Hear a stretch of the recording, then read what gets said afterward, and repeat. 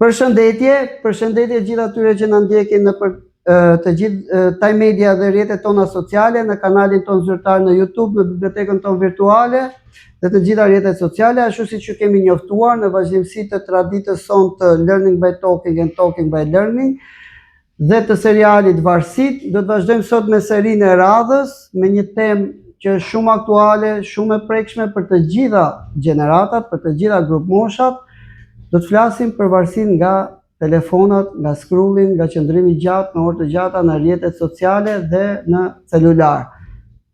Kemi të ftuar sot një zonjë shumë simpatike, mikeshe e institucionit, një specialiste e cila quhet Albiona, do ta bëj vetë prezantimin e vet, dhe kemi dhe panelin e nxënësve më të mrekullueshëm në botë që i kemi gjithmonë, që janë gati me pyetjet e tyre. Do ndahet në 2 pjesë, do bëhet pyetjet kryesore që kanë dërguar prindrit dhe ata nga rrjetet sociale janë munduar t'i përmbledh në një kapitull pyetjesh dhe pastaj nxënësit do bëjnë pyetjet e veta. Albiona, shumë faleminderit që pranove ftesën tonë dhe që erdhe në Time Center. Faleminderit, atëherë të prezantohem? Jo, do të bëj para se të prezantohesh, do bëjmë një shpjegim. Për të gjithë ata që na ndjekin për herë të parë, sepse shumica e din, ne kemi një parim, nuk ka pyetje të shëmtuara, nuk ka pyetje të gabuara. Këto formula organizohen në vazhdimsi të traditës së aktiviteteve ekstrakurrikulare për të gjithë përfshirë të gjitha kategoritë e institucionit, sepse institucioni nuk e bën një person i vetëm, as një kategori e vetme. Mundohemi dhe është detyrë e institucionit të shpërndajë dije. Jo çdo gjë që ne themi këtu domosdoshmërisht përfaqëson linjën kurrikulare apo mendimin e institucionit, është një mendim i pavarur midis 2 personave. Nuk ka pyetje të gabuara apo theksoj, kështu që ne do bëjmë çdo lloj pyetje. Për ndonjë pyetje që dëshiron të mos përgjigjesh, ke gjithë të drejtën të mos përgjigjesh. Okej. Faleminderit. Për të gjithë ata që nuk të njohin, të lutem do doja vetëm një prezantim. Kush je, me çfarë merresh dhe ku punon? Okej. Atëherë unë jam Albiona Toska, punoj për 3 vitesh si terapiste, psikologe për fëmijë, edhe që varjojnë nga mosha 2 edhe deri në 12 vjeç, domethënë varet. Po themi nga cikli qerdhi dhe cikli fillor. Atëherë unë jam i diplomuar për psikologji klinike. E bëj me shumë pasion punën time. Mendoj që do vazhdoj ta bëj për gjithmonë, jo për shumë vite. Gjë e bukur. Dhe shtofshin njerëzit si ti, që bëjnë me pasion këtë lloj pune dhe çdo lloj pune. Sot ne do flasim për një temë shumë prekshme. Besoj dua ta nis me diçka. Janë shumë lidera botëror, nga Macron, presidenti i Francës, por së fundi edhe Britania, kryeministri doli dhe tha që ka ndaluar përdorimin e telefonave për grup moshat nën 16 vjeç, sepse realisht po bëhet problem. Pyetja e parë që unë do të bëj, a është varësi telefoni një? Mund ta quajmë varësi nga ana profesionale? Atëherë, dua që të diskutoj pak lidhe me këtë. Atëherë teknologjia ka evoluar dhe pavarësisht gjithçkaje është diçka e domosdoshme sa i përket ecurisë së saj në kohët e sotme. Nuk quhet varësi të përdorim shumë telefonin. Quhet varësi në momentin që përdorimi i telefonit ndikon funksionimin e jetës përditshme. Që do të thotë, kur ndikon në humor, kur ndikon në krijimin e marrëdhënieve cilësore me të tjerët, kur ndikon në gjumin dhe funksionimin, siç thash, përditshëm. Duhet kuptojmë që truri jon është pak si plastelin, le të themi. Pra, ashtu siç ne e mësojmë e stërvisim, atë ai kërkon. Në momentin që këtë shpjegim po e bëj dhe pak për prindrit. Këtë nuk doja të ndërprisja. Domethënë dua të gjitha shpjegimet mi bësh nga ana profesionale për grup moshat e mëdha. Pra mos u ndiko se në panel kemi fëmijët. Okej. Domethënë kur kem pyetje të mia do ta japim shpjegimin për fëmijët. Okej, në rregull.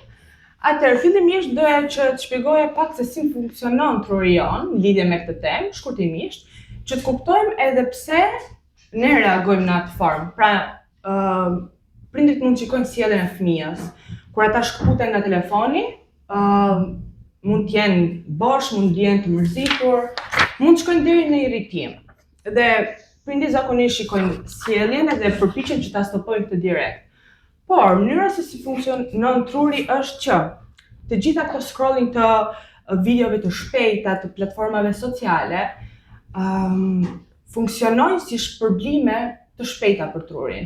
Dhe në këtë moment, truri çliron atë hormonin e kënaqësisë. Kënaqësia e shpejtë. Po. Dopamina. Është dopamina, që krijon edhe atë pritshmërinë e vet, qoftë edhe nga notification, që truri jonë është në gjendje pak alarmi se çfarë notification po vjen nga shoku, shoqja, nga X platform.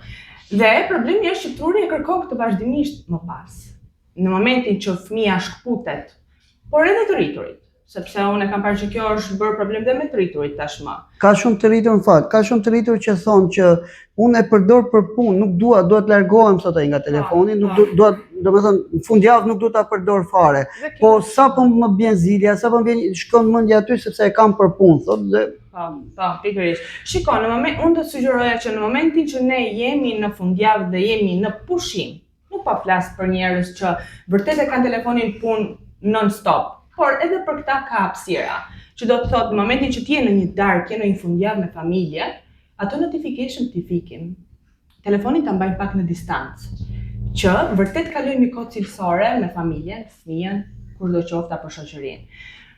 Problemi është që në momentin që ne shkputemi siç thash nga telefoni, jeta reale duket pak bosh. Duket pak e mërzitshme, me ritmet më të ngadalta. Qëndron mendja ke telefonin gjithkohë? Dhe jo, është ajo që unë thash pak më parë. Në momentin që truri mësohet me stimulim, ndalojmë, hapim prap telefonin, bëjmë scrolling, kërkojmë diçka të re.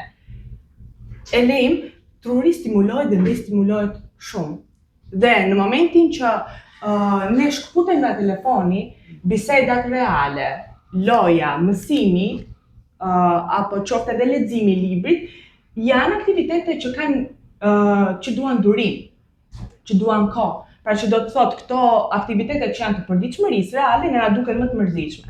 Ne mund të dëgjojmë ato frazat pastaj që nuk kam nerva, po them zhargonin, nuk përqendrohem dot, nuk e dëgjoj dot, nuk e dëgjoj dot mësimin, nuk e dëgjoj dot video deri në fund. Si ta kuptoj unë, pra ta bëjmë pak më thjesht për ata që na ndjekin. Unë jam pacienti, ti po flasim ti me shok, ti je specialistja. Si ta kuptoj unë që jam i varur nga telefoni? E kupton që je i varur në momentin që ti, siç thash, ndalon se përdorje telefonin dhe i rikthehesh atij. Pra në sjellje, po e shpjegoj në sjellje, është ky irritimi, është mërzia, është ndjeri bosh. Dhe më pas është me impulsin e parë të kësaj mërzitje, ti shkon edhe kap telefonin për të bërë scrolling edhe për të marrë ato videot më interesante. Sepse këtu është problemi, tek videot e shkurta dhe interesante, të cilat na japin atë kënaqësinë e momentit dhe ne përpiqemi të gjejmë diçka më interesante, akoma më interesante. Pra, ajo që është dukshëm, që unë kam një varësi nga telefoni, është kur humori ynë është i rënë. Kur cikli i gjumit është i prishur, sepse ne kalojmë kohë në telefon në orën 2 të natës dhe për këtë do të sugjeroja që telefoni të mbahet larg nga dhoma e gjumit. Kam disa pyetje interesante ka ajo pjesa e gjumit dhe këto janë pyetje që kanë ardhur nga prindër. Ose grup mosha të mëdha që mos i ndajnë prindër nga grup mosha të mëdha.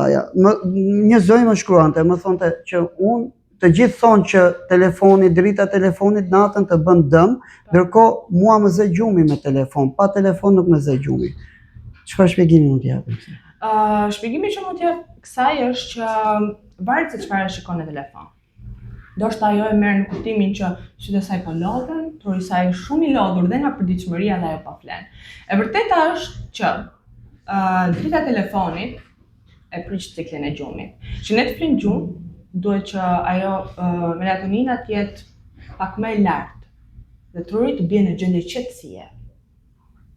Dhe ajo që unë do të thoja është që ta provoj ta lej telefonin larg, të shtrihet, të bie në gjendje qetësie, të mbyllë sytë dhe mundësisht edhe dritat të jenë ose të fikura ose shumë pak të ndezura dhe të stërvitet me këtë formë. Pra, shkurtimisht, telefoni sa më larg dhomës gjumit. Nuk rekomandohet. Dhe gjithashtu edhe kur zgjohemi në mëngjes, do sugjeroja që mos të përdoret. Sepse rutina e mëngjesit, truri sa për zgjuar, bëhet gati për atë zgjimin e avazht, më pas rutinën e mëngjesit dhe më pas hyn në ritmin e ditës. Pra sugjerohet as para gjumit mos jetë afër, por as në mëngjes kur ne zgjohemi nga gjumi, sepse mund të jetë vërtet një sjellje rutinë që ne zgjohemi nga gjumi, fikim alarmin dhe kapim telefonin edhe Mëse, në mos qofsh akon të kërkoj ndjes nëse do bëj një lapsus, se nuk jam specialisti. The pak më përpara që truri programohet. Pra është një formë plaseline programohet. Pra ne pak a shumë e kemi programuar trurin duke ndetur në telefon, duke bërë një rutinë caktuar, sa herë jam i mërzitur, futem, bëj scrolling, sa herë ndjem bosh, futem. Pra navigoj ose eksploroj për ata që mund mos i kuptojnë termat. Pra scrolling do të thotë rrigjet kohës duke parë reelse të shkurtra apo njoftime të shkurtra. Tani, si mund të krijoj një antiprogramim të kësaj? Atëherë, thash që truri ose Se besoj nuk bëhet me fik, lëre telefonin. Sepse ajo, domethënë të kaluarit e kohës gjatë në telefon shpesh dëmton përqendrimin dhe fokusin. Dhe prandaj thash që kjo mund të stërvitet. Si mund ta përmirësojmë këtë? Të lexojmë dy faqe libri në ditë. Të kalojmë, të bëjmë pushime gjatë ditës, 20-30 minuta. Sepse paranteza duhet të ishte, nuk duhet që ta stopojmë direkt. Po, pse do të pra nuk mund ta stopojmë direkt. Nëse ne e stopojmë direkt, dëshira rritet më shumë. Dhe më pas lind ky ankthi edhe nervozizmi dhe kjo nuk është qëllimi, domethënë që ne të stopojmë në këtë formë. E rëndësishme është të edukojmë. Pra të gjejmë një antisistem, të gjejmë një rutinë tjetër. Ka rëndësinë e vet dhe normalisht do të na duhet teknologjia. Sot është shumë praktike. Është e pashmangshme. Thjesht duhet, absolutisht, është e pashmangshme. Thjesht duhet që ne këtë ta balancojmë, pra na duhet pak balans. Që atë kohën cilësore ta kalojmë vërtet me familjen, të bëjmë biseda të pagjykuara. Mund të shohim një film, mund të shohim një video edukuese nga fillimi në fund. Pra dhe kjo videoja edukuese nga fillimi në fund është një praktikë e përqendrimit dhe fokusit, pra që mund të arrijë pas më gjatë. Sugjerohet që të përmirësohet pak rutina dhe stili i jetesës.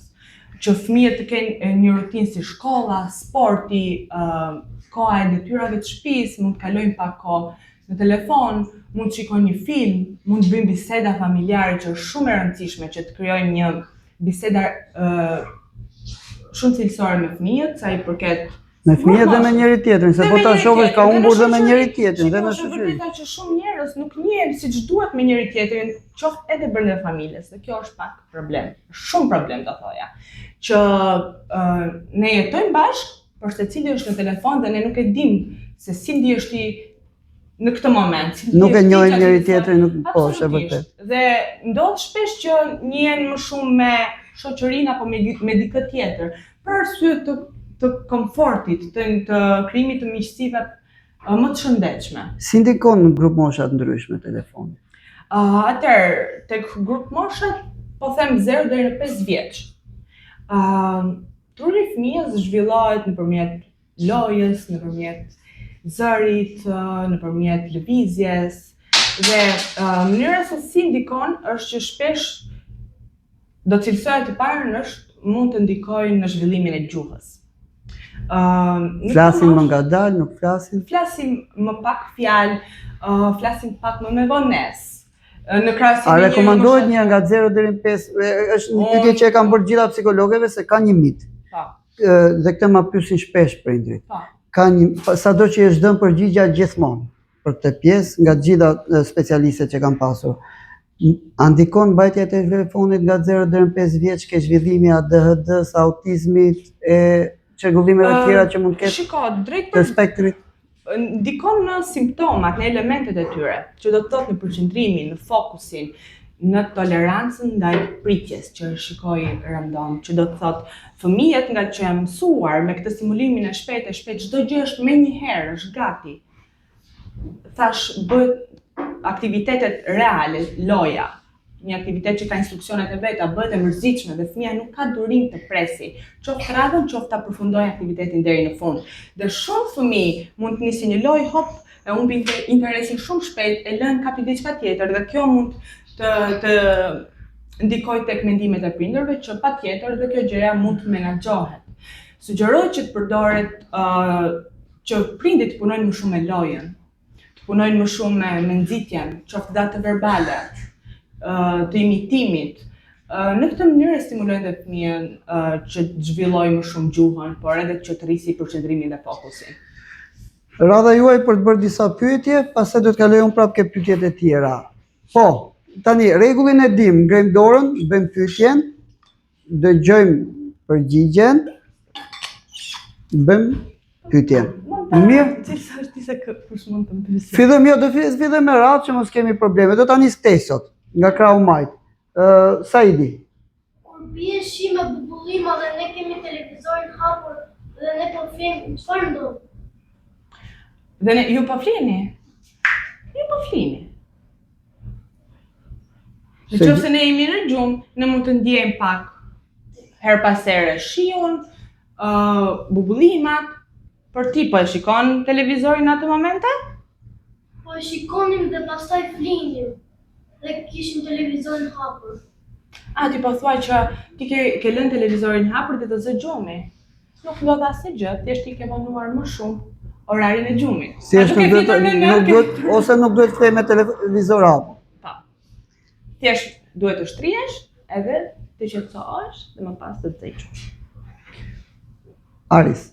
Drita televizorit përpara gjumit, bën e gjë keqe me gjumit. Po, si të thash, ajo mund të zgjojë trurin. Pra në momentin që ti e ke orarin e gjumit zakonisht, po them në orën 10, nuk e di se kur flet zakonisht, dhe ti ke televizorin para, ajo drita e fortë ta zgjon trurin, dhe ti nuk të zëj më gjumin në orën 10, mund të zëj gjumin në orën 12 dhe më vonë varet se sa lodhesh. Pra drita ndikon tek gjumi jot. Dhe ti do flesh më pak orë. Ke pyetjen prapë? Unë shtrihem të anë, nuk është se po e shikoj televizorin. Pra ti nuk po e shikon televizorin, thjesht ka pak dritë. Atëherë është okay, ti thjesht po të zë gjumin me një dritë pak më të ulët. Por prapë nuk i shpëton që televizori duhet të jetë fikur kur flejmë gjumë. Dhe pa zë. Dhe pa zë. Sepse. Dhe pa zë. Po, zonjusha. A na bën keq telefoni për syt? A na bën keq telefoni për syt? Po, sepse në telefon, sidomos në telefon që ekrani është më i vogël, ne duhet të kemi përqendrim dhe t'i mbajmë syt hapur dhe të fokusuar për shumë gjatë, dhe kjo shkakton një lodhje të syrit. Dhe për moshën tuaj sugjerohet që mos të përdoret telefoni gjatë, dhe nëse prindrit të thonë i lodhe syt, të kanë thënë të vërtetën dhe nuk duhet ta mbash gjatë telefonin, sepse vërtet syt lodhen, ekranet sa më të vogla, aq më shumë i dëmtojnë syt. Po. Çfarë ndodh nëse e vaj telefonin shumë afër syve? Ka një pyetje, nëse ti e mban telefonin shumë afër syve, je duke parë atë si thuat? Ja. Thjesht i afron më shumë dritë syrit, e lodh më shumë, e dëmton më shumë. Po. A është e rrezikshme të përshkruajmë në rrjetet sociale?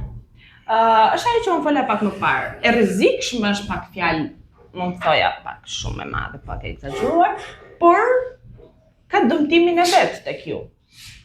Ju ndjeni më të lodhur, ndjeni më bosh, nuk luani me moshatarët, nuk luani me vllajën, me motrën, me shokët, dhe hubni shumë gjëra të tjera që janë më produktive dhe që u bëjnë më mirë. Okej? E rrezikshme mund të jetë sepse varet çfarë shikojmë, do flasim pak më poshtë për rrjetet sociale. Po, pastaj kjo është varet Pra, nëse ju shihni gjëra që janë për fëmijë, nuk është e rrezikshme, por nëse janë gjëra që duhen parë në shoqërinë e një të madhi, ose që nuk janë për moshën tuaj, është e rrezikshme. Pra, mund të kthehet në problem për ju. Po. Sa orë do të rrim në telefon? Sa orë duhet të rrim telefon? Këtë Mos u trego zemër gjerfare, na i thuaj siç duhet gjithë gjëra. sa më pak kaq më mirë do thoja. Nëse themi sa orë është vërtet shumë, sa orë. Mosha jote duhet punoj me gjëra tjera. Okej? Bësh detyrat, të mësosh me një gjë, të pushosh, dhe diçka. E mbani telefonin kur konsumoni vaktet, kur hani ushqimin para, e mbani? Okej, edhe këtë nuk do e sugjeroja. Që tani më e bëjnë fëmijët shpesh, por edhe të rriturit.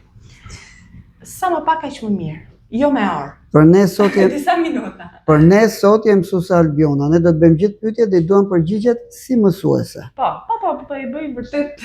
Si mësuese dhe si mami, pra që doja jepje fëmijëve të tu.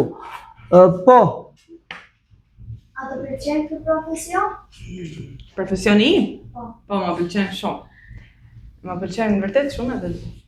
po Wade. Arrin do çdo ditë me telefon? Më fal? Arrin dot çdo ditë me telefon. Po, ne mund të rrim çdo ditë me telefon, po varet sa gjatë rrim. Dhe se si ndihemi pasi Ne të shumë do ndihesh i lodhur, nuk do kesh më pas durim t'i bësh detyrat, nuk do bësh atë bisedën me mami se si t'ka kaluar dita, kupton? Pra ne mund të rrim, po kjo nuk na bën mirë. Po ylli tjetër. sa orë në ditë nga bëjmë telefon. Është pak a shumë e njëjta pyetje, sa më pak aq më mirë. Se cili Mund të grup shikojmë- bën pyetje që interesojnë. Kështu që Nuk duhet të kujdes. mbaj me orë, mund ta mbash pak disa minuta dhe e rëndësishme është të shikoni një video nga fillimi në fund, një video të gjatë që është edukuese për moshën tuaj. Okej? Mësuese Albiona është aq profesioniste, sado që do që marri pak me të mira sot, ju e dini që unë ja them gjërat pasaj drejt për drejt. Nuk duhet të rini fare në telefon, grup mosha juaj, nuk duhet të rini fare në telefon dhe të shikoni budalliqe. Po. Se e gjoni shpesh që e themi, po shihni budalliqe. Pra, budallik është kur shef Në qoftë se ata kalojnë kohën në për platforma si bënim lojra. Okej. Po, edhe ato kanë Dhe çfarë po thoja? Çfarë doja të thoja me këtë? Pra, ju mund bëni sa më shumë ta përsërisni pyetjen, pra që ju të prisni që mësuesja t'ju thotë që sa orë do rim telefon, po shiko, tani po thot nuk duhet të rini, pastaj të mendoni ti merrni në një gjysmë kohe që nesër ta përdorni, nuk duhet të rini fare në telefon. mosha kjo e grup këtyre mosh. fëmijëve nuk duhet të ri fare. Kështu që se nuk ka çfarë ju duhet. harrojeni që ta merrni mësuesen me të mira dhe unë t'ju lej këtu që ju të merrni atë që ju mund t'ju dëmtoj. Ju kam thënë profesori, gjithçka është vetë në peshore, më dëmton apo nuk më dëmton. Në qoftë se më dëmton, duhet të eliminohet sa më shumë. Marina, 10 vjeçar si mua që për shembull a duhet të ketë një telefon? shumë Ja. pyetje e bukur. Jo. Madje unë do thoja sa më vonë t'ju japin telefonin fëmijëve, aq Aq më më mirë. Jo, nuk duhet të kesh një telefon, sepse nuk të duhet një telefon. Po ta bëj un pak atë replikën këtu. Ka shumë që thonë, nuk pa ngatruar prindrit. Se di ku do shkosh, po. Jo, pa ngatruar prindrit se do të prek pak më poshtë prindrit, nuk mërziten prindrit që na ndjekin live se kemi për fëmijët, po flasim për fëmijët. Pra, është 8 vjeç, mësuesja e thot nuk të duhet telefoni, shoku, shoqja, pra bashkëmoshatarja i thot të duhet telefoni se je jashmode, se unë shkova në plazh dhe nxora një foto, se unë e pash kush është ky apo ai VIP që del në Po. televizor, ti nuk e ke parë. Tani këtu çfarë këshille duhet t'japim? Këshilla ime është që mos të ndikoni, pra mos e merrni këtë afër zemrës dhe të mendoni, vetëm unë nuk kam telefon. Në qoftë se moshatarët tuaj kanë telefon, ata nuk po bëjnë diçka të mirë që ti të ndihesh keq, ata po bëjnë diçka të keqe. Dhe në qoftë se dikush të thotë, shiko se ti je jashmode po përdor këtë frazën, ti do i thuash, jo, nuk jam jashmode, nuk më duhet telefoni. Bëni lojra, keni lojra pa fund që mund bëni, mund të plotësoni puzzle. Në qoftë se ti do të shikosh diçka, një video të gjatë, po them Explore, po të them një film, patjetër këto mund i kaloni me familjen tuaj. Mund të hapni një film në televizor ku të mundeni dhe ta shikoni deri në fund. Por në të vërtetë nuk ka pse ju duhet telefoni dhe nuk keni pse të merrni informacione të tilla siç janë VIP-at edhe këto. Unë prandaj do të gasmoj që ti nxjerrësh të gjitha, se gjërat duhen thënë me zë të lartë. Po. Na bën një telefoni? Ja, nuk na bën mirë telefoni për aq kohë sa ne e mbajmë gjatë. Po flas për të rriturit, thash mosha juaj është mirë që mos ta mbani thuajse fare, okay? Sepse nuk na bën mirë në moshën tuaj, për shkak se truri juaj po zhvillohet, ju po rriteni dhe mund të zhvilloheni në forma të tjera duke lexuar. Të lexoni të paktën 2 faqe libër. Tani do vinë pushimet verore. Keni menduar të lexoni ndonjë libër? Ne lexojmë çdo ditë te kampi, Bravo, në shumë një mirë. periudhë kohore të caktuar kemi rutinë çdo ditë që lexojmë, që mund të jetë gjysore, 45 minuta, 1 orë, Perfekt. po lexojmë. Ka shumë libra për moshën tuaj që mund t'ju ngjallin shumë interes, mund t'ju zhvillojnë shumë imagjinatën, edhe mund t'ju mësojnë shumë gjëra.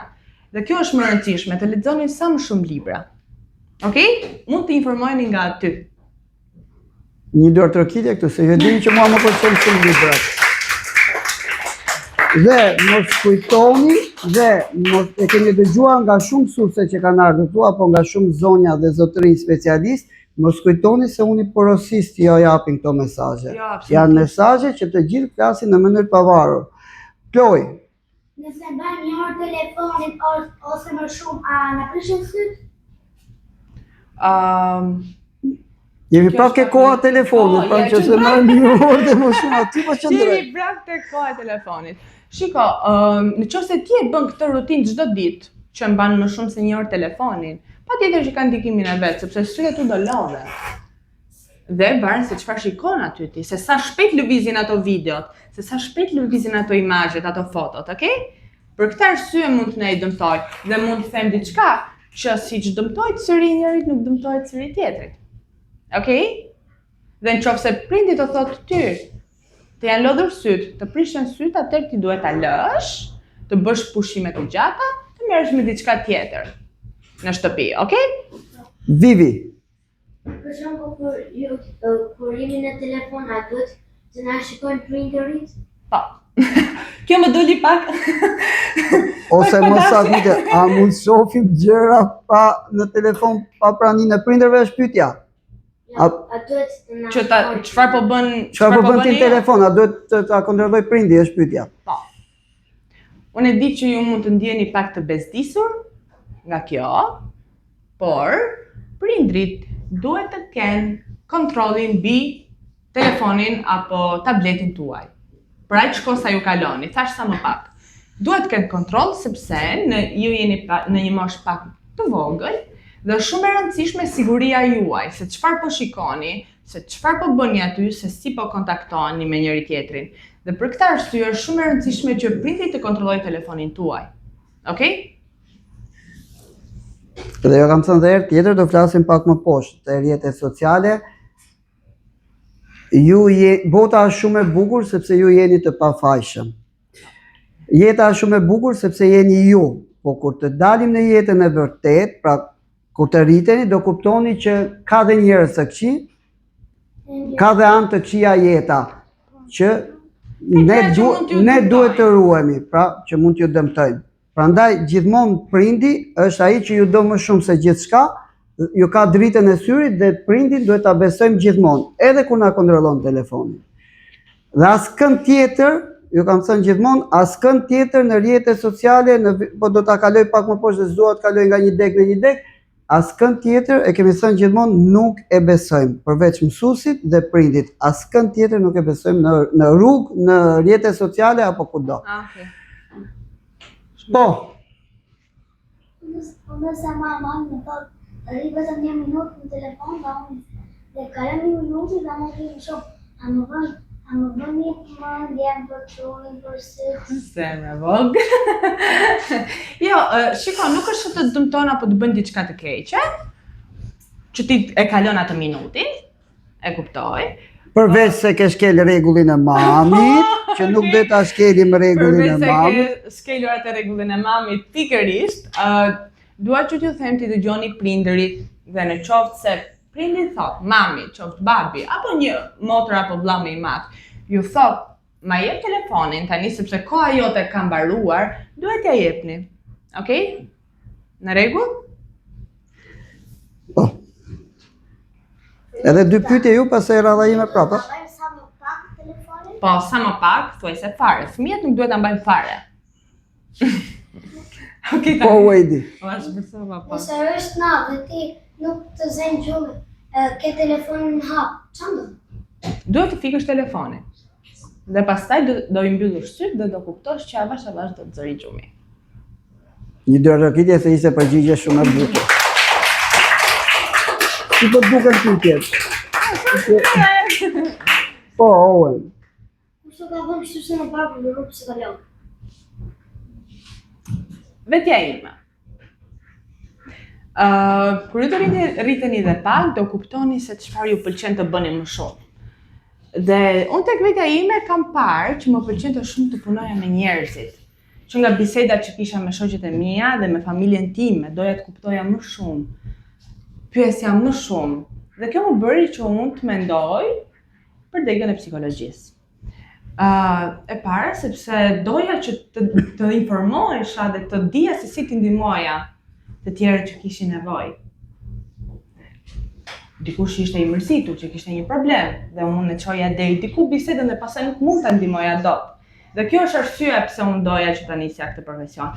Pra unë doja që ta nisja vetë këtë. Patjetër kam pas edhe disa dëshira të tjera që mund të kenë qenë hobi, por kjo ka qenë gjëja që unë kam dashur. Është pak altruiste, domethënë Është, psikologjia futet, psikologjia, mësuesia, mjekësia kanë një lidhje të përbashkët që dhe jo pa shkak ne jemi këtu ku jemi. Pra vjen shumë së brendshmi. Vjen nga ky altruizmi që ti the, që ka diskutime është sa i pastër është, sepse edhe ne marrim atë feedbackun që patjetër na plotëson edhe është një shpërblim për ne. Por që jo pa shkak kemi këtu. do bëjmë ca pyetje edhe për ata të nxehtë që na ngjojnë dhe do t'ju jap radhën prapë, se e di që për këto tema është vërtet shumë, më ka ndodhur dhe ke intervista dhe ke seriat e përparshme që kishin video games, nuk pushojnë pyetjet. Kështu që do t'i bëjmë në disa pjesë këto që ju të bëni pyetje pafund, por duhet që të gjithë përfshijmë të gjitha kategoritë që na ndjekin. Është ndërtuar një sistem i cili duket sikur ka dy jetë. Ka një jetë virtuale dhe një jetë natyrale. Tani, unë do të bëj ca pyetje të nënzënshme dhe do të lutesha të më jepje përgjigje shumë të sinqerta. A e gënjim veten apo jetojmë në një shoqëri që po gënjim veten? Po. Unë mendoj që po, sepse siç thash, të gjitha këto aktivitetet e jetës reale kanë, si më thënë, janë të ndikuar nga teknologjia. Njëra e tjetrit, bisedat reale, zhvillimi i shoqërisë, komunikimi me të tjerët, mbajtja e një bisede, ndjekja logjike e saj.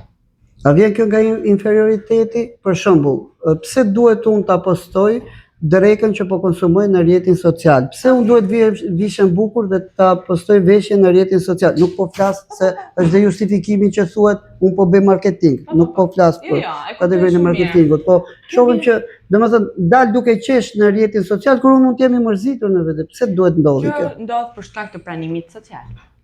Sepse në internet na serviren modele që nuk janë të vërteta, pamje që në të vërtetë nuk janë të vërteta. Dhe për këtë arsye, sidomos në moshën, pubertet, adoleshent, që zhvillohet identiteti, që zhvillohet vetvlerësimi, ekspozimi ndaj këtyre modeleve të pavërteta shpesh ndikon në anktin, në vetbesimin e fëmijëve. Dhe këtu zhvillohet pastaj ndjenja e inferioriteti, sepse unë shikoj një model perfekt aty. Po shikoj një fëmijë që po bën vetëm aktivitet, apo një njeri, apo një të rritur, që po bën një jetë perfekte, ka makinën luksoze, ka pushimet luksoze, ka veshjen perfekte, ka lukun perfekt. Pse duhet ta nxjerr? Pse duhet ta nxjerr? Për shkak të thash, sepse gjërat kanë ardhur dhe kanë pas një vrull dhe modeli perfekt mendoj që ka shitur fillimisht. Dhe më pas ka dëmtuar dhe mendoj që ka shumë njerëz në fakt që janë ndërgjegjësuar në lidhje me këtë.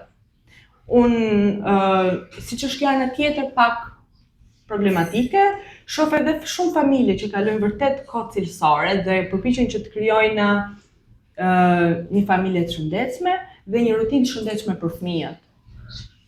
Me shkolla cilësore, me edukim, me kurse, me fundjava. Pra pak a shumë po thua pa e kuptojnë. E kuptojnë, mua më vjen mirë për këtë, uroj që masa tjetër që nuk e ka kuptuar dhe sidomos grup moshat nëse më dëgjojnë apo ato familje që kanë adoleshent, do i lutesha që të ndërhynit pak nga pak në rutinën e fëmijës tuaj, kur e shikoni që sjellja e tyre është pak problematike dhe përveç kësaj po qëndrojmë tek tema që ishim, kalimi i kohës së gjatë në telefon nuk duhet parë vetëm si problem në sjellje. Duhet parë pak ose duhet parë shumë si stimulim shumë i fortë për sistemin neurologjik. Dhe për këtë arsye pastaj gjërat vijnë shkak pasaj. Janë shumë kush është kategoria, megjithëse më nuk pëlqen shumë kjo ndarja me gjithë, po do të bëj ca pyetje drejt për drejt atë kjo pjesa kështu. Kush gënjen më shumë veten në rrjetet sociale, po flas për grupmoshat e mëdha. Vajzat apo djemt? Nuk mundem që të them diçka, do gënjen nëse unë do përcaktoja diçka specifike. Kush i keq përdor më shumë? Unë mendoj që nga të dy anët keq përdoren, por në mënyra të ndryshme, në forma të ndryshme, sepse thash gjinit mund të kenë tematika të tjera, pra vajzat sidomos për lukun, për pamjen, për veshjen edhe, ndoshta meshkujt patjetër për krimin e vetbesimit dhe të marrjes së inkompetencë në shoqëri e të tjerë, pra mund të kenë dimensione të ndryshme, por në thelb qëndron vetbesimi, qëndron formimi një identiteti që është pak më delikate dhe aty fillon që të formohet dhe më pas patjetër evolon dhe zhvillohet me kalimin e kohës, me kalimin e edukimit edhe patjetër të informimit. Por siç thash, të dyja gjinit është bërë pak sa problematike. Nuk mendoj se është njëra pak më pak, ndoshta edhe mund të jetë, por nuk besoj. A je dakord me këtë kthimin në modë?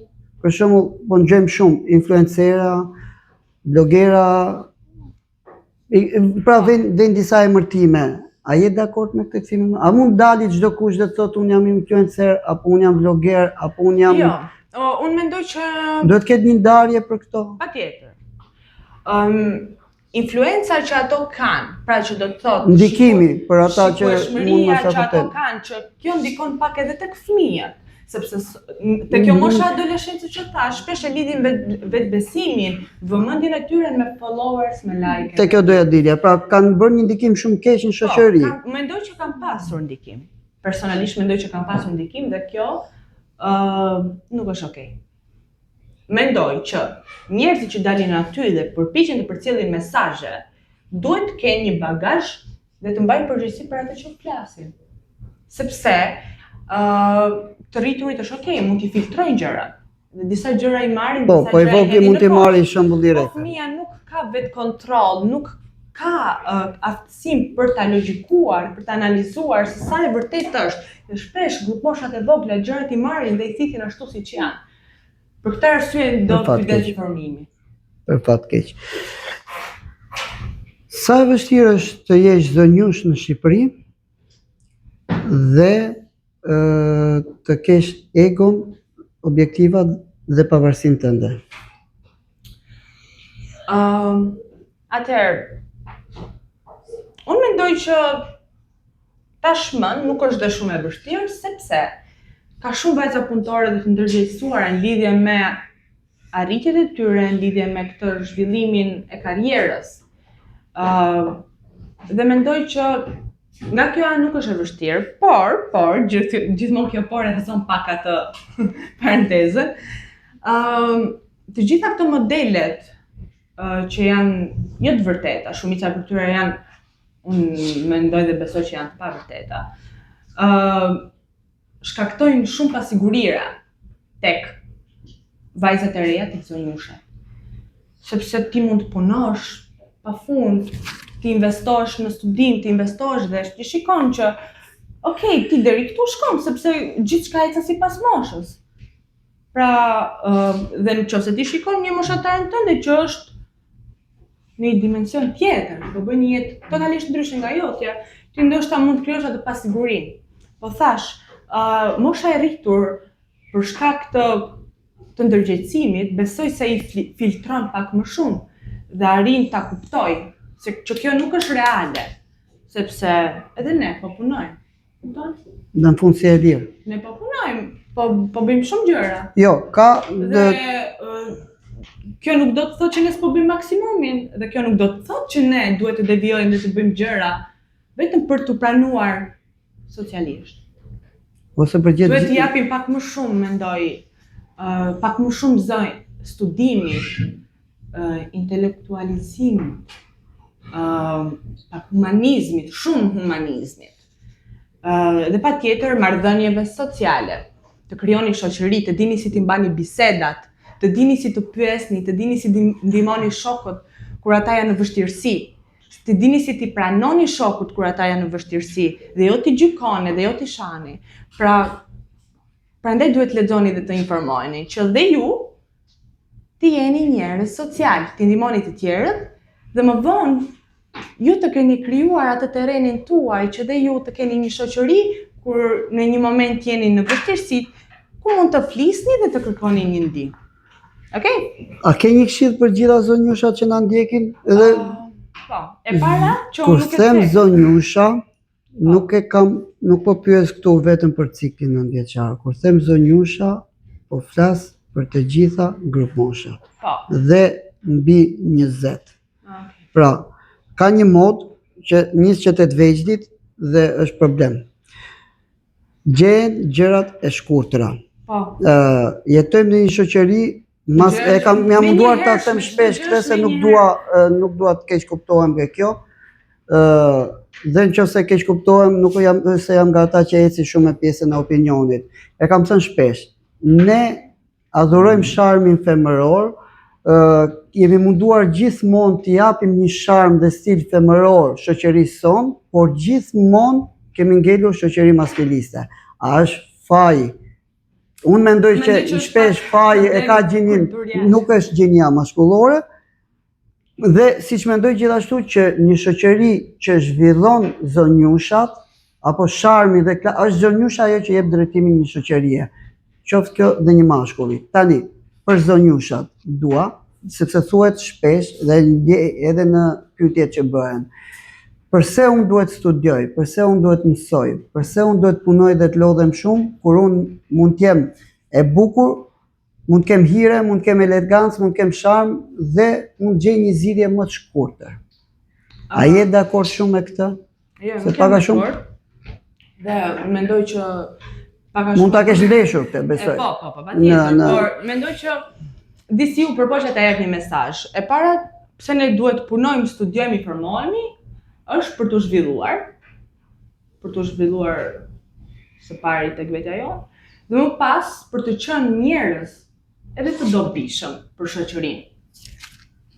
Për të qenë njerëz të pavarur, të kënaqur me veten, të motivuar për të punuar edhe për të arritur pak më shumë, dhe patjetër për të qenë jo të varur nga këto modelet e tjera, që ndoshta janë pak më të shpejta, por janë të palumtur edhe të pakënaqur shpeshherë. Janë bosh.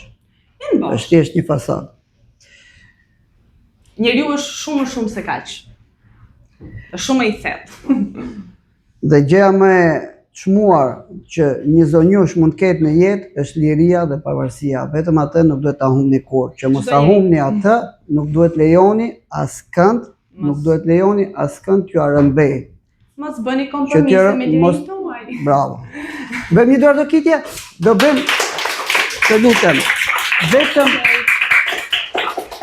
vetëm 4 pyetjet e fundit ju dhe 3 pyetjet e fundit unë. Okay. Sepse jemi të limituar me kohën. Paka shumë jemi munduar të prekim gjitha pyetjet e përmbledhura. A mund të shtoj vetëm diçka? Po. Do e them shkurtimisht, thjesht për ta thënë dhe këtë, sepse më erdhi 2 herë në mendje dhe nuk pata mundësinë prej gjithçkaje. Do doja që të sugjeroja gjithashtu për prindit që i hasin këto vështirësi, që të kem pak kujdes edhe me modelin që përcjellin vetë. Që do të thotë, në qoftë se ti kalon kohë shumë të gjatë në telefon, fëmia e normalizon këtë fakt. Pra fëmijët nuk kuptojnë vetëm nga ajo çfarë dëgjojnë, dhe nuk marrin vetëm nga ajo çfarë dëgjojnë, shumë marrin edhe nga ajo çfarë shikojnë. Pra nëse ti kalon dhe jep fëmijës të model dhe pret që fëmia tënde të stopohet direkte, patjetër që fëmia do angazhohet në sjellje. Kështu që përpiquni të jepni kohë dhe ju fëmijës që dhe ju të krijoni atë modelin cilësor dhe të shëndetshëm. Sepse ajo që shoh është ajo që mësoj. Ajo që shoh është ajo që mësoj. Shumë mesazh i bukur. Po, 3 pyetjet e fundit, shpejt, lutem. Po, a është mirë që një fëmijë pas mos të jetë i çarë me telefon të ketë social media si Instagram, si TikTok? Ja. Instagrami në të vërtet të kërkon moshën, që do të thotë mbi 18 vjeç, pavarësisht se këto hapen akauntet e prindërve, shpesh në email dhe numra telefonit të prindërve, dhe vetë Instagrami ta thotë këtë, por dhe unë po ta them që nuk duhet ta ketë. Po wait. Nëse unë kam Instagramin dhe shoku ju se ka, edhe unë jam 8 vjeç, a duhet ta kem? Ja. Shoku bën mirë që se ka, dhe as ti nuk duhet ta kesh. Nëse ti do të komunikosh me shokun, mund të komunikoni nëpërmjet mamave, prindërve. Shoku e do. Duhet i thuash që kjo nuk është për ne. Ke shumë lojra për të luajtur, ka mënyra të tjera se si mund të merresh vesh me shokun, pra se si mund të takoheni. Po, Said, Aris, Owen, dhe mbyllim. Kur ne shikojmë diçka të fikshme edhe na vjen orari që të flijmë, ne mendojmë ato gjëra dhe ne nuk na flihet, çfarë ndodh? Ne folëm pak më parë që ju nuk duhet të shikoni gjithçka. Mosha juaj nuk është gati dhe truria juaj nuk pranon gjithçka që i del përpara. Për këtë arsye, duhet që të konsultojeni me prindrit dhe ata të përcaktojnë se çfarë ju mund shikoni. Filmin që është për moshën tuaj, apo videon edukative që është për moshën tuaj. Prandaj, rrjetet sociale mund të të prezantojnë me video të tilla, qoftë edhe YouTube, sepse aty nuk ka një grup moshë specifike, hidhen video edhe për fëmijë. Dhe ti mund të hasësh një video apo një foto, një imazh shumë të shëmtuar që nuk e pranon dot. Patjetër shkakton atë frikën, që nuk është reale, se në të vërtetë je në shtëpi dhe nuk ndodh asgjë. Kështu që këtë mund ta mendosh në momentin që has diçka të tillë. Po do të sugjeroja që të konsultohesh me prindin. Po. Bubusha jona do të kesh në chat. Ja. Absolutisht. Jo, sepse është një platformë. Unë personalisht nuk e kam, po më herët e kam pasur. Dhe gjëja që më shqetësoi më shumë ishte që ti aty mund të kontaktosh me njerëz që vërtet nuk i njeh, as nga emri, as nga foto, as nga gjithçka. Dhe ajo ishte vërtet, do të thënë, kjo është për mua është platforma që ju absolutisht nuk duhet ta hasni. Por edhe platformat e tjera, çfarë janë TikToku dhe këto, nuk janë për moshën tuaj, nuk duhet që t'i keni ju. Si të ruhemi ne nga rrjetet sociale? Është ajo që unë thash. Të ruhemi duhet gjejmë balancën. Pra, çfarë shikojmë? Sepse ne do kemi kontakt, mund kemi kontakt, na duhet për informim. Është e pashmangshme. Është e pashmangshme. Po duhet një balancë, duhet një kontroll nga prindrit për atë se çfarë fëmia shikon. Dhe patjetër pak nga pak duke ja rralluar dhe duke ja minimizuar kohën që ai kalon në këto platforma. Si të ruhemi, duke krijuar i jap shumë zë marrëdhënieve reale me shok cilësore, duke krijuar ambiente të shëndetshme familjare, biseda pa gjykim, të flisni me prindrit tuaj për gjëra që nuk i kuptoni, për gjëra që keni pikpyetje, për gjëra që ju mërzisin, që ju shqetësojnë, dhe me mësuesit absolutisht. Pra, flisni, luani, bëni lojra, puzzle-a, ka pafund lojra që mund të bëjnë. Ka kurse, ka fusha, shëtitje, fundjava që duhet të jenë orë të gjata pa telefon, ku ju shkoni në plazh dhe s'keni pse ta prekni telefonin. Pishina, nuk keni pse ta prekni telefonin, kënaqeni aty, njihni njerëz të rinj, shok, lajeni. 2 problematika dhe pastaj 2 pyetjet e fundit, se faktikisht njëra na ka ardhur drejt për drejt faktikisht si problematik. Po nis nga kjo e fundit, po doja ta prekja dhe s'doja ta prekja për shkak të panelit. A duhet të dërgojmë foto shoqeve ose shokëve në rrjetet sociale dhe pastaj kur këto foto na keq përdoren apo kërcënohemi me këto, si duhet të reagojmë? Duhet i themi prindit, a duhet shkoj te psikologja dhe a duhet kem frikë apo jo nëse unë e kundërshtoj? Unë si prind pa thua. Jo. është pyetje që ka ardhur nga për shqetësim që ka ardhur nga Shikom. shqetësimet që vinë. Nuk sugjerohet ti dërgoni foto shokëve. Po flas për një grup mosh, 16 deri në 18 vjeç, kjo problematikë. Okej. Ata mund të kenë marrëdhënie dhe mund të krijojnë shoqëri që mund të konsiderojnë vetëm kushta, por nuk sugjerohet të dërgojmë foto tek njëri tjetri, sidomos intime, nuk sugjerohet sepse në një moment apo në një moment tjetër këto foto edhe mund të keq përdoren për arsye të prishjes së marrëdhënies. Në momentin që keq përdoret dhe unë po kërcënohem atë, çfarë këshille jep ti në të momentin? Duhet bëni është të lajmëroni prindin, mos keni frikë nga asnjë gjë përkundrejt prindit. Pra, në momentin që ndjejnë këtë vështirësi që ju ndodh kjo, është shumë presion për fëmijën, nuk e mban dot fëmia gjithë këtë presion. Duhet komunikojmë me prindin dhe patjetër me policinë.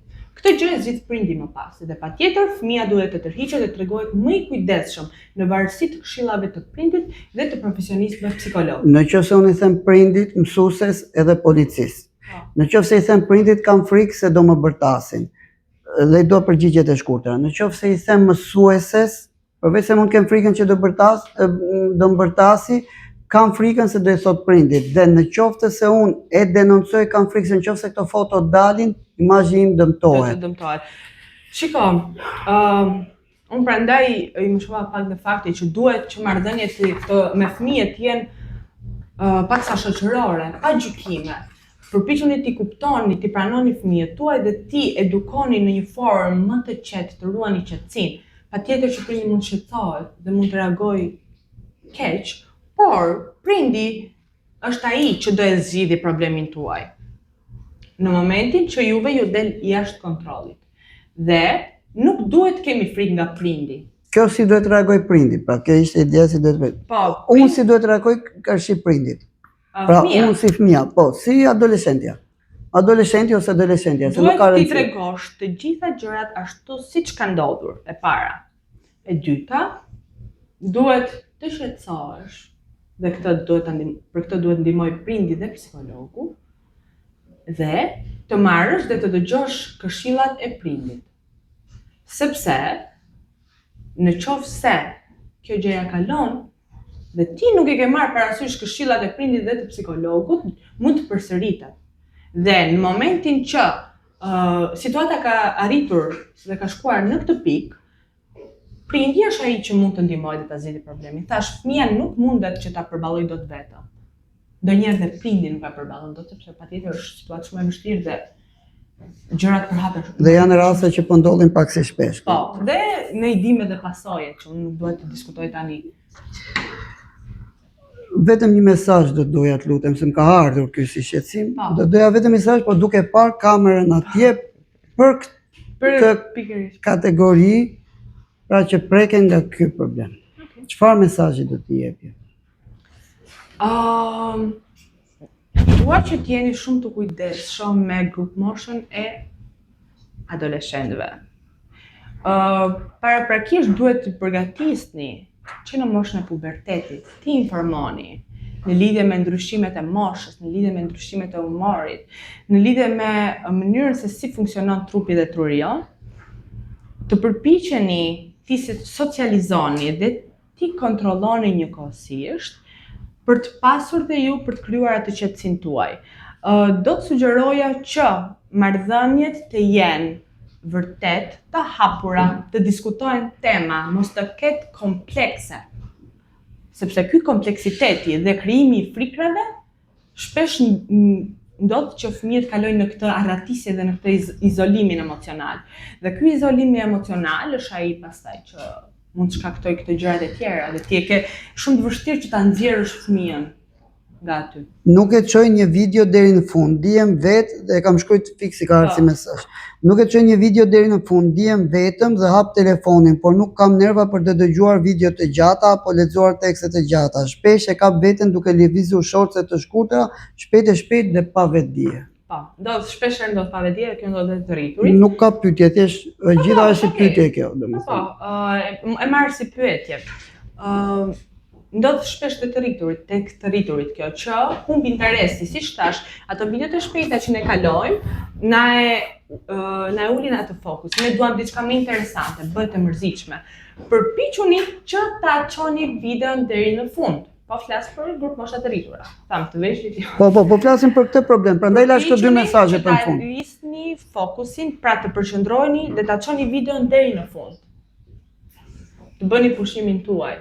Përpiquni të shikoni një film nga fillimi deri në fund.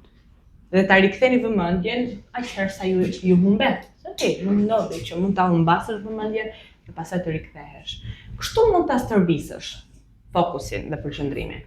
Pra, me përpjekje, pra me koshiencë, ti i ve qëllim vetes që ta shikosh nga fillimi deri në fund, pavarësisht se humori jot bie dhe të duket pak e mërzitshme. Të lutem për të gjithë ata që duan të të kontaktojnë, ku mund të gjejnë dhe ku mund të drejtohen. Atëherë unë punoj në klinikën e Menticare. Besoj që aty mund të lidhemi. Emri im është Albiona Toz. Po, në Instagram klinika? Menticare Clinic. Po bëje pyetjen e parafundit. Si ndjeva kur pjesën tënde? Fillimisht u ndjeva pak e lumtur, pak e emocionuar, është eksperjenca ime e parë që domethënë unë incizohem për të folur, sepse bisedat e tilla i bëj me shumë qejf sa i bezdis njerëzit ndonjëherë. U ndjeva pak e emocionuar, më pëlqeu fakti që do kisha mundësi të flisja me ju, sepse unë me fëmijë punoj. Dhe shpesh herë e shikoj gjithë këtë problemin që ka agravuar dhe ndonjëherë nuk i jep dot zë aq sa mundesh gjërave. Kështu që unë uroj që të gjitha këto gjëra që ndoshta nuk ju pëlqyen, ti merrni pak, ti mendoni pak, edhe ti praktikojeni.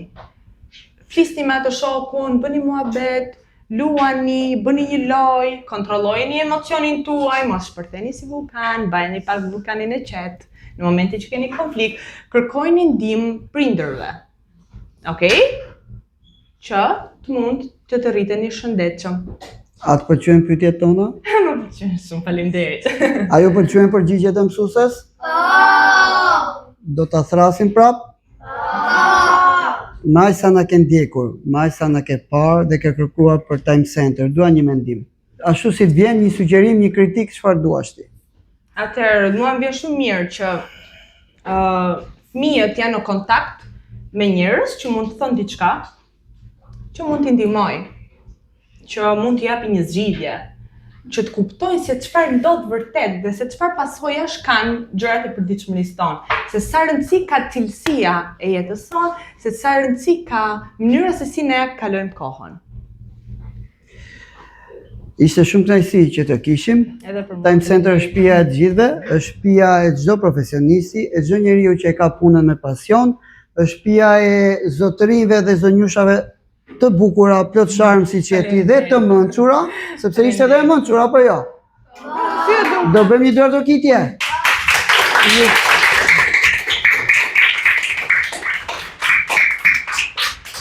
Ju falenderoj shumë që na ndoqët. Ju rikujtoj që të gjitha intervistat mund t'i gjeni në bibliotekën tonë virtuale dhe në kanalin tonë zyrtar në YouTube.